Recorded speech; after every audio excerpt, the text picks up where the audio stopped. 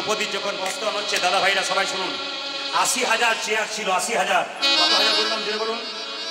দ্রৌপদীর একটা মেয়ে উলঙ্গ হবে, তার কাপড় টানা হবে, তার জন্য দ্রৌপদীর বস্ত্রহনে আসরে ৮০,০০০ চেয়ার ছিল, আরো ৮০,০০০ লোক দাঁড়িয়েছিল দেখতে বলে। লক্ষ্য করুন, দুঃশাসন চুলের মুঠি ধরে দ্রৌপদীকে টেনে এনে যখন বারবার বস্ত্র টানছে, বারবার বস্ত্র টানছে, বারবার বস্ত্র টানছে, নারদ মুনি ভগবানকে বলল, প্রভু দ্রৌপদীর বস্ত্রহরণ হচ্ছে, তুমি দেবে না? আর কত পরীক্ষা দেবে? বলছো ওকে, ও পরীক্ষা নেওয়ার জন্য আমি প্রস্তুত, কিন্তু পরীক্ষা দেওয়ার মতো প্রস্তুত ওর হয় না, এখনো প্রিপারেশন হয় নাই, হল ঘরে যাবে কি করে? ওকে আমি পরীক্ষা নেবার জন্য প্রস্তুত, পরীক্ষা তো দিচ্ছে না। ও যদি দু হাত তুলে আমাকে সমর্পণ করতে পারে, আমি তাকে বস্ত্র দেবো। আমি তার কাছে যাই না যে হাত দু হাত তুলে আমাকে ডাকে না। দ্রৌপদী দু হাত তুলে যখন ডেকেছে, সঙ্গে সঙ্গে বস্ত্র দিচ্ছে কে?